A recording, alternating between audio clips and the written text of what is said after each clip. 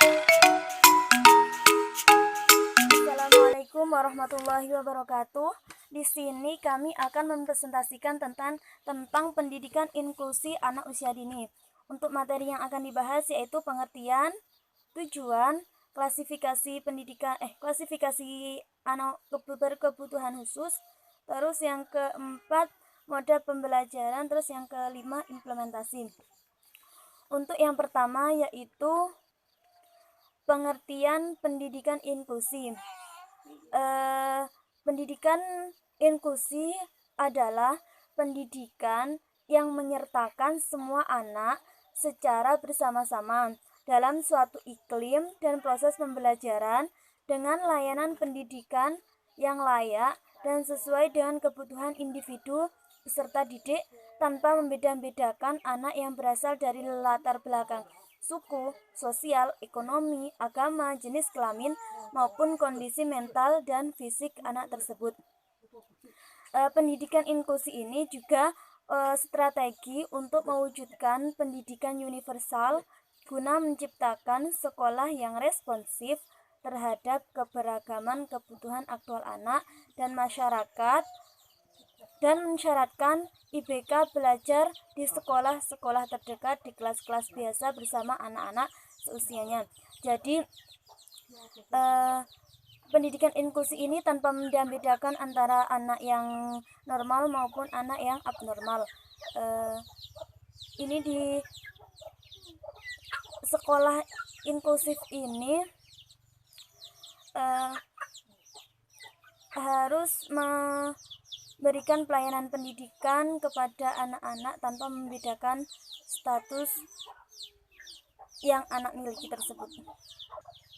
Yang kedua, untuk tujuan pendidikan inklusi ini yaitu menurut Smith, pendidikan inklusi itu bertujuan memberikan kesempatan yang seluas-luasnya dalam pendidikan kepada peserta didik yang memiliki kebutuhan tanpa diskriminasi sehingga mendapatkan pelayanan sesuai kebutuhannya dan melaksanakan pendidikan yang menekankan pada keberagaman. Dalam melaksanakan pendidikan inklusi ini, pihak sekolah harus melakukan penyesuaian baik dari segi kurikulum, sarana dan prasarana pembelajaran ataupun sistem pelajaran maupun lingkungan pembelajaran itu harus disesuaikan dengan kebutuhan individu anak-anak tersebut.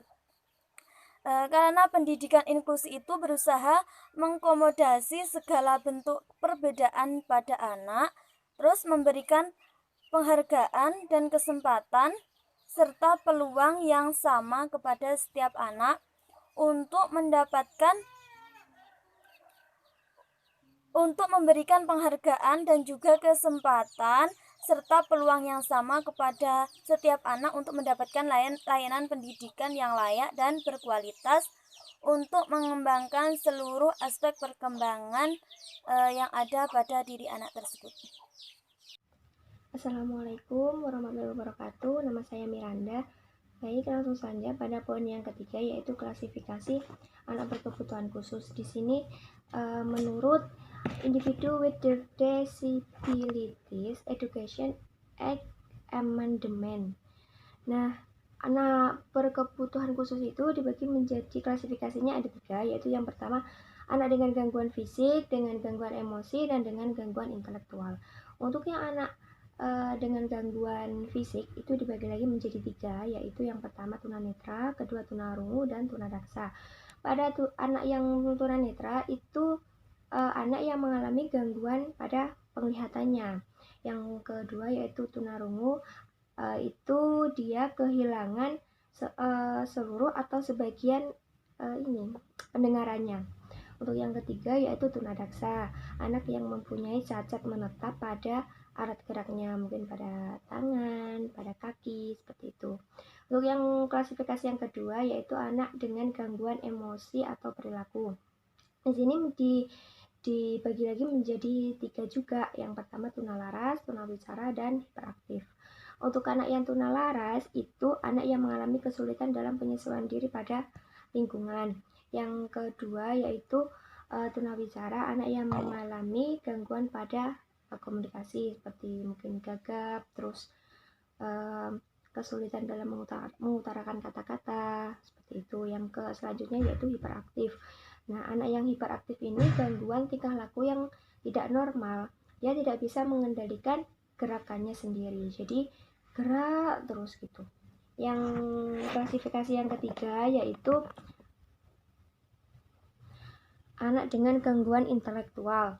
Nah, di sini ada beberapa dikelompokkan lagi. Yang pertama yaitu tunagrahita. Anak ini anak yang mengalami hambatan dan keterbelakangan mental. Yang kedua, anak yang lamban dalam belajar, terus anak yang kesulitan dalam pembelajaran khusus, anak berbakat, autisme, dan indigo. Nah, untuk yang selanjutnya yaitu pendidikan inklusi. Selanjutnya yaitu model pendidikan inklusi. Nah, di sini itu dibagi menjadi beberapa bentuk model pembelajarannya. Yang pertama ada bentuk kelas reguler. Nah, di sini nanti anak itu belajar secara yang pertama bentuk kelas reguler penuh. Nah, di sini nanti anak yang berkelainan itu tadi, anak yang berkebutuhan khusus tadi itu bisa belajar dengan anak normal yang lainnya. Jadi dalam satu kelas itu dijadikan satu gitu. Itu kan mungkin hanya ada beberapa anak yang berkelainan, misalkan satu atau dua, itu bisa jadikan satu bersama anak-anak yang perkembangannya normal seperti itu. Yang kedua yaitu bentuk kelas dengan klaster. Nah, di sini anak itu belajar dengan anak-anak lain biasanya, tetapi dengan kelompok khusus. Jadinya ini misalkan kalau mungkin anak yang berkebutuhan itu lebih dari 3 atau 4 mungkin ya. Itu mereka memang belajar dalam satu kelas, tetapi dalam pembelajarannya mereka dikelompokkan dalam kelompok yang khusus mereka seperti itu. Untuk yang ketiga yaitu bentuk kelas dengan pull out, yaitu belajar dengan anak normal tapi dalam waktu tertentu. Dalam waktu-waktu tertentu itu nanti ditarik untuk belajar dengan pembimbing yang khusus. Jadi misalkan pada hari ini hari Senin ya, itu mereka belajar bersama dengan pembelajaran yang sama. Tetapi di waktu-waktu yang tertentu, mungkin di tengah pembelajaran atau mungkin bagaimana ya, saya kurang tahu, itu anak itu dipanggil untuk belajar dengan pembimbing khusus sesuai dengan kemampuan dia. Mungkin ini tujuannya agar anak itu tidak mempunyai minder atau bagaimana seperti itu. Yang keempat yaitu bentuk kelas dengan klaster dan pull out. Jadi gabungan antara klaster dan pull out tadi.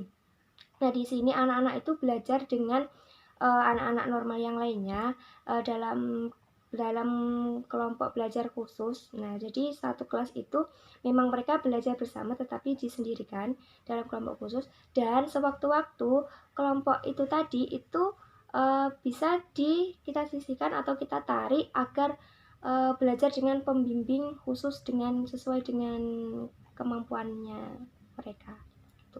Untuk yang selanjutnya yaitu bentuk kelas dengan berbagai mengintegrasian. Nah, di sini anak yang berkelainan atau anak yang berkebutuhan tadi itu belajar bersama dengan secara khusus di kelas reguler. Namun pada bidang tertentu dapat belajar bersama. Jadi mungkin pada bidang-bidang tertentu anak itu disendirikan, tetapi pada bidang tertentu mungkin pada ekstrakurikuler itu jadikan satu dengan anak yang normal. Mungkin seperti itu. Untuk yang keenam atau yang terakhir yaitu bentuk kelas khusus penuh di kelas reguler. Jadi dalam satu kelas itu diisi dengan anak yang berkelainan atau anak yang berkebutuhan di sekolah reguler. Jadi kesimpulannya, pendidikan inklusi itu tidak selalu tentang sekolah luar biasa. Jadi pendidikan inklusi ini yang awalnya bertujuan menjadikan anak agar tidak mengalami keterlambatan dalam pendidikan. Jadi semua itu rata meskipun mereka mempunyai berkebutuhan khusus atau anak yang berkelainan tadi, itu mereka mendapatkan pendidikan yang sama seperti itu. Jadinya misalkan ada anak yang berkelainan atau misalkan anak yang kurang gimana ya, anak yang mengalami gangguan komunikasi, anak yang gagap, itu bisa dimasukkan ke dalam sekolah reguler asalkan kemampuannya itu hampir sama dengan anak yang normal. Nah, apabila ada anak berkebutuhan khusus yang tergolong berat, itu baru bisa dimasukkan di sekolah SLB. Nah, sekolah-sekolah luar biasa itu biasanya kelasnya itu disendirikan. Jadi untuk kelas tunawicara sendiri, tunanetra sendiri, autis sendiri, seperti itu. Karena apa? Karena pembelajarannya pun juga berbeda. Misalkan pembelajaran tunawicara sama tunanetra kan jelas berbeda ya. Nah, itu bertujuan untuk menyamakan antara pendidikannya masuk dengan kemampuannya, pengetahuannya masuk dengan kemampuannya, seperti itu. Terus kita lanjut ke implementasinya. Nah, sebenarnya pelaksanaan kegiatan belajar mengajar di pendidikan inklusi itu sama dengan kegiatan belajar mengajar reguler. RPP-nya pun mungkin sama. Jadi implementasi ini pengembangan dari RPP yang dibuat oleh gurunya. Seperti itu. Ya, mungkin bisa kalau di TK ya mungkin ada kegiatan membuka, kegiatan inti, kegiatan penutup, seperti itu. Nah, hanya saja mungkin yang membedakan itu sama guru yang di sekolah luar biasa itu mungkin dibedakan cara memodifikasinya, cara penyampaiannya, seperti itu. Kalau di anak yang tunanetra kan model pembelajarannya itu kan menggunakan benda yang 3 dimensi agar mereka bisa meraba, oh ini namanya singa, oh ini namanya macan, seperti itu. Sebenarnya kalau menurut saya semua sama, tetapi mungkin hanya dimodifikasi beberapa pada kegiatan inti atau kegiatan pembuka, seperti itu. Baik, sekian itu yang dapat kami sampaikan. Mohon maaf sekali apabila ada salah dalam penyampaian informasi atau pemahaman kami. Terima kasih. Wassalamualaikum warahmatullahi wabarakatuh.